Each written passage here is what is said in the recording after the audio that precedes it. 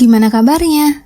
Kali ini sepenggal kata kita mau bahas film berjudul My Lovely Angel dari Korea Selatan yang tayang pada tahun 2021 dengan genre drama keluarga.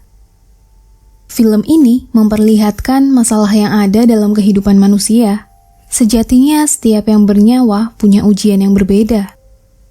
Lalu, bagaimana cara berdamai dan mengatasinya? Oke, gak usah lama-lama, mari kita gaskan.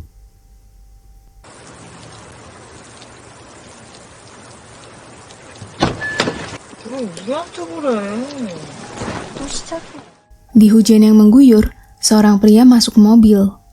Ia terlihat kesal. Pria itu adalah Jessic, yang merupakan seorang manajer dari agensi kecil. Gak lama, telepon masuk. Ngabarin salah satu aktrisnya meninggal. Si aktris ini bernama Ji-young. Jessic yang lihat gak percaya. Lalu, polisi kasih info tentang Ji-young. Merupakan ibu tunggal yang tinggal sama anaknya yang masih 7 tahun. Demi menggali informasi tentang Ji-young, Jessic jadi datang ke rumah Ji-young. Ia mengendap, berniat ambil barang berharga milik Ji-young. Di kondisi rumah yang berantakan, kegiatannya terhenti karena seorang anak yang mengambil roti lalu melahapnya. Yap, itu anak Ji-young, namanya Eun-hee. Tanpa ragu, Jessic tanya perhiasan punya Ji-young. Cuma Eun-hee ini fokus sama makanannya aja. Gak dapet info, akhirnya pun Jessic lanjut cari. Dan lihat Eun-hee kehausan, mengamati dari kejauhan sambil ngerokok. Eun-hee cium aroma itu. Mendekat dan menepuk lantai berkali-kali, Jessic bingung, tapi ia juga mendekat. Memeluk senang, gak lama raut wajah Eun-hee berubah. Ia panik, berteriak kencang. Pemilik kontrakan jadi dengar. Si pemilik kontrakan mau masuk ruangan. Cukup kesal dengan Jessic, ia langsung marah. Ngira kalau Jessic ini suami Ji-young yang gak bertanggung jawab dan menelantarkan anak istrinya. Jessic coba ngelak, cuma si pemilik kontrakan ini terus menggerutu. Lalu bilang kalau rumah itu mau dijualnya. Memaparkan Ji-young udah punya jaminan untuk bangunan itu sebesar 80 juta won. Mendengar hal itu, Jessic jadi ngaku kalau ia suami Ji-young dan menjelaskan kalau Ji-young sudah meninggal. Si pemilik kontrakan jadi iba, ia menyemangati Jessic. Setelahnya, Jessic berhasil dapat bukti jaminan yang bikin ia cukup senang. Lalu pergi, tapi waktu mau masuk, petugas menghentikan. Sebab Jessic ini udah menunggak lama, dan ia nggak diperbolehkan lagi untuk tinggal di sana. Jessic yang gak punya arah jadi pilih balik ke rumah Ji-young. Sambil mengamati Eun-hee, rupanya Eun-hee paham ada orang lain di rumah. Ia cari tahu siapa yang datang, dengan cara meraba sepatu yang ada. Waktu makan, Jessic menyiapkan mie dan membaginya ke Eun-hee. Tapi Eun-hee cuma merasa lalu pilih rotinya untuk disantap. Mungkin itu caranya bertahan hidup seorang diri. Dengan begitu, Eun-hee ngerasa aman, ia cuma melahap roti yang sudah disiapkan. Namun, hal itu bikin Jessic kesal. Ia jadi membuang semua roti yang ada, kemudian memberikan makanan lagi.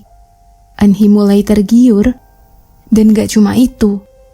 Jessic sudah menyembunyikan sepatunya, karena ia paham Eun-hee akan cari tahu siapa yang datang. Eun-hee jadi senang, ia ngerasa aman. Tapi waktu cari rotinya, Eun-hee jadi histeris. Jessic berusaha menenangkan, yang malah ditepisnya. Jessic kesal dan Eun-hee ketakutan. Keluar membelikan roti yang baru, Eun-hee lebih tenang dengan aroma roti yang ada. Ia jadi lebih ngerasa aman, cuma waktu Jessic mengaduk makanan, aroma menggoda tercium. Langsung menghampiri dan melahapnya, Jessic ngalah. Eun-hee sangat lahap, menghabiskannya tanpa sisa. Eun-hee lanjut berbesi, tapi jiwa bocilnya bikin ia sibuk main sabun.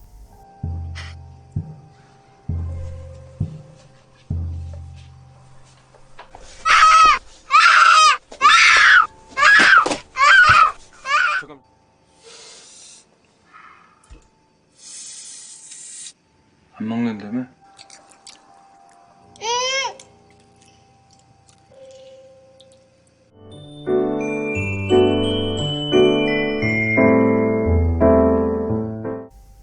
Hari berikutnya, setelah menjalani rutinitas bekerja, pemilik kontrakan menghubungi Jessica, mengabarkan kalau rumah mau dibersihkan untuk dijual.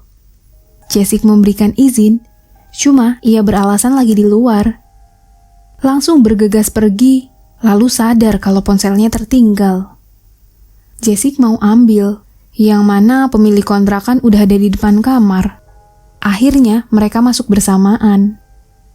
Berusaha mendekati Eun-hee sambil manggil namanya, tapi salah satu teman pemilik kontrakan tanya, bukankah Eun-hee tidak bisa mendengar dan tidak bisa melihat? Dan teman lainnya jawab, mungkin kalau ada ikatan batin di antara mereka. Nah, dari sana Jessica baru tahu nih, kalau Eun-hee merupakan penyandang disabilitas tunanetra rungu. Akhirnya, Jessica memberikan baju ibunya yang bikin Eun-hee keluar dan ia ngerasa aman. Tapi nggak lama waktu di kamar mandi, Eun-hee berteriak. Sontak yang lain pun jadi panik. Akhirnya, pemilik kontrakan ambil alih situasi. Awalnya Jessica mau keluar, cuma si pemilik kontrakan ini tahan. Pemilik kontrakan mau Jessica jadi seorang ayah yang baik. Hari berganti malam, hujan turun cukup deras. Bersamaan dengan petir yang menyambar, Eun-hee takut dengan getaran yang dirasa. Bersembunyi di balik punggung Jessica, ketakutannya itu membuat Eun-hee muntah. Malam itu, Jessica jadi membawa Eun-hee ke rumah sakit. Esok harinya, Eun-hee masih berontak. Di hari itu, Jessica bawa Eun-hee ke kelas khusus tunanetra. Dalam kelas yang hening, Eun-hee terus bertingkah. Ia bergerak tanpa henti, bikin Jessica kewalahan, dan ia pilih meninggalkan ruangan. Lanjut ketemu dengan wakil sekolah. Si wakil sekolah ngomong kalau di sekolahan itu belum ada kelas khusus tunanetra rungu. Dan wakil sekolah menyebutkan kalau Eun-hee ini cuma terdaftar sebagai tunanetra. Jessica bungkam dengan kebijakan yang ada. Waktu pulang, Jessica mengajarkan Eun-hee mengenal lingkungan sekitar. Eun-hee ngerasa senang dan gak habis akal waktu di rumah Jessica memberikan mainan berupa sensori huruf. Minta Eun-hee merasakannya. Coba mengenal alfabet yang ada, ia menuliskan kata ayah di telapak tangan Eun-hee. Eun-hee paham dan ia bisa memberikan huruf yang benar. Cukup pintar, Jessica memberikan penghargaan. Dengan sesuap roti itu, pembelajaran cukup asik. Tapi akhirnya terhenti sebab bel rumah bunyi. Setelah dicek, yang datang rupanya orang dari pengadilan. Langsung menyita seluruh barang elektronik termasuk laptop milik Jessica.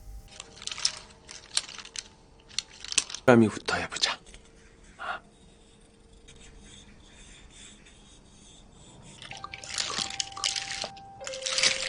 동그라미하고 요거를 붙여. 빠!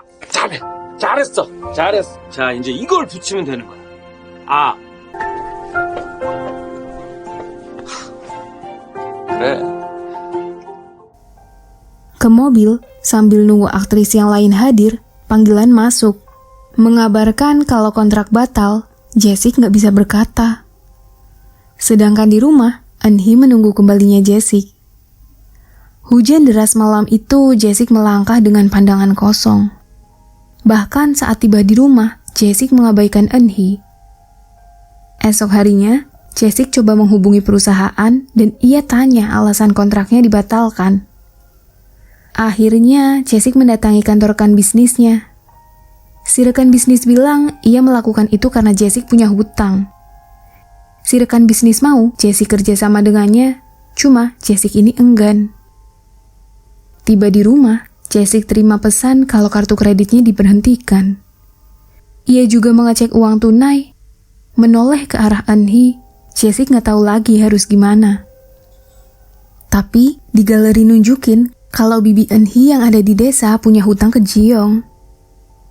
Dengan cuaca yang cukup cerah, Jessica melakukan perjalanan bareng Eun-hee. Sambil mencetak poster, Jessica juga membagikannya. Berharap bisa bertemu dengan bibi Eun-hee, ia terus berusaha. Cuma, waktu balik ke mobilnya, Jessica sadar Eun-hee hilang. Sampai terdengar sapaan seorang kakek, rupanya Eun-hee ada di sana. Jae-sik yang lelah jadi ikut bergabung.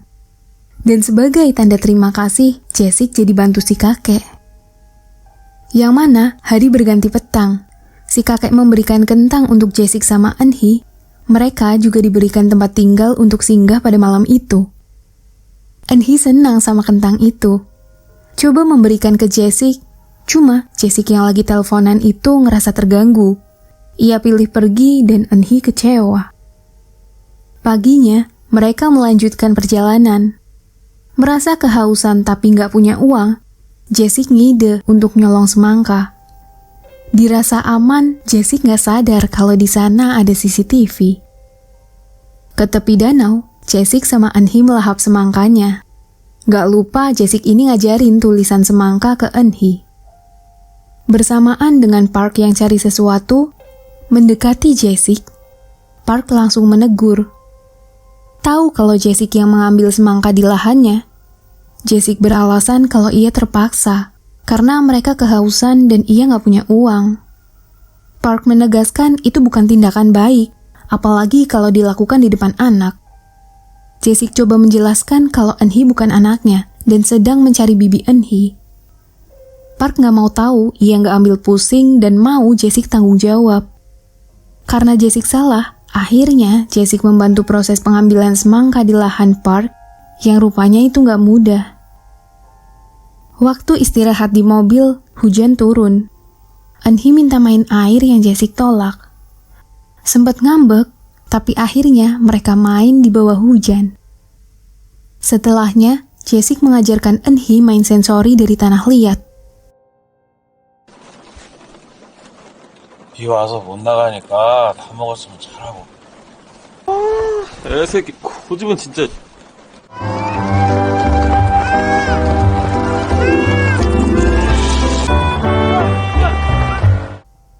Waktu malam hari, Jae-sik sama Eun-hee ini diajak makan bareng keluarga Park. Di sana, Eun-hee kasih kepehan makanan ke Jae-sik. Ayah Park langsung bilang kalau Eun-hee sangat menyayangi Jae-sik. Menjelaskan beberapa orang disabilitas memberikan kepehannya hanya untuk orang yang dicinta. Tahu hal itu bikin Jae-sik ingin terus melindungi Eun-hee, tapi dunia nggak berpihak. Paginya, tiba di rumah Park, lihat gelagat ayah Park yang aneh dan juga menghindar. Coba mau ngecek, tapi Park datang. Dan Park menawarkan kerjaan untuk Jae-sik. Jae-sik setuju. Cuma ia ini butuh tempat tinggal untuk Eun-hee. Setelahnya, Park jadi memberikan selimut. Datang bersama dengan anaknya, si anak juga memberikan ayam yang sempat bikin Eun-hee kaget. Tapi akhirnya Eun-hee juga senang. Gak lupa, Jae-sik mengajarkan tulisan ayam di telapak tangan Eun-hee. Mereka jadi kian dekat. Bahkan, Park membuatkan video YouTube untuk Jae-sik dan Eun-hee. Sangat terlihat akrab dan bahagia. Park berencana mengunggah video itu ke YouTube agar mendapatkan uang. Dan di kafe itu, mereka berbagi cerita dan saling menguatkan. Sampai Park mendapati panggilan dari ayahnya. Dalam perjalanan pulang, Eun-hee juga senang dengan baju yang Park berikan. Di rumah, rekan bisnis Jae-sik datang. Mereka bawa Jae-sik ke suatu tempat dan langsung dipukuli sampai nggak berdaya. Gerombolan orang itu anak buahnya si rekan bisnis. Tahu keberadaan Jae-sik dari YouTube yang diunggah Park, si rekan ngira kalau Jae-sik sudah mendapat uang dari YouTube itu. Minta untuk bayar hutang. Cuma Jae-sik ini gak pegang uang. Sampai gak bisa lagi ngelawan, mobilnya pun diambil. Kembalinya di rumah, Jae-sik cek isi gentong yang rupanya penuh akan uang. Di saat itu juga, Park terkejut lihat wajah Jae-sik yang lebam. Lalu, Jae-sik tanya keberadaan Eun-hee, yang rupanya Eun-hee dibawa ayah Park. Menyadari hal itu, Park jadi panik. Jae-sik ikutan pergi mencari Eun-hee bersamaan dengan Park. Nah, ayah Park ini menderita demensia. Sampai pencarian yang melelahkan itu berhasil. Waktu mau tidur, Eun-hee pegang wajah Jae-sik. Tahu Jae-sik terluka, ia meniupnya dan memeluknya. Jessica tersentuh. Ia juga kasih tahu kalau ia lagi sedih. Dan malam itu, Eun-hee bagaikan penguat untuk Jessica. Paginya, Park dapat kertas di ruangan Jessica. Kasih tahu kalau ayah Park simpan uang di getong depan rumah. Di sisi lain, Jessica coba memberikan Eun-hee ke ayahnya. Cuma si ayah kandung ini menolak. Jessica jadi gak punya pilihan, mereka pun melanjutkan perjalanan. Sesampainya di laut, Jessica sama Eun-hee menaburkan abu dari jasad Ji-young. Setelah itu, mereka bermain bersama. Yang mana di hari itu, Jessica menyetujui semua yang Eun-hee minta. Malam harinya, Jessica cuma bisa makan roti pemberian ayah Eun-hee. Di mana Jessica pikir kalau ia gak akan mampu menghidupi Eun-hee. Pada akhirnya, Jessica bawa Eun-hee ke panti asuhan anak. Di sana, Jessica coba meninggalkan Eun-hee, dan Jessica melangkah pergi. Gak lama Eun-hee sadar. Langsung cari keberadaan Jessica, dunianya terasa runtuh. Eun-hee masih melangkah takut. Sampai berhadapan dengan pintu kaca, derai air mata yang mengalir deras itu dilihat Jessica. Eun-hee histeris, akhirnya Jessica kembali. Ia masih punya hati, dan berusaha menenangkan Eun-hee. Lalu, Eun-hee menuliskan kata sedih di telapak tangan Jessica. Dan ia juga ingin tahu siapa sebenarnya Jessica. Jessica gak kuasa nahan air mata, dan ia bilang kalau ia ayah Eun-hee. Mereka berpelukan, walau gak ada ikatan darah di antara mereka, namun emosi yang terbangun sudah sangat kuat. Merangkai jiwa yang saling membutuhkan dan merasa lengkap waktu bersama. Mungkin faktor ekonomi memang menjadi penghambat Jessica untuk meneruskan hidup sama Eun-hee. Tapi nilai kemanusiawian Jessica lebih tinggi dan mampu meruntuhkan egonya.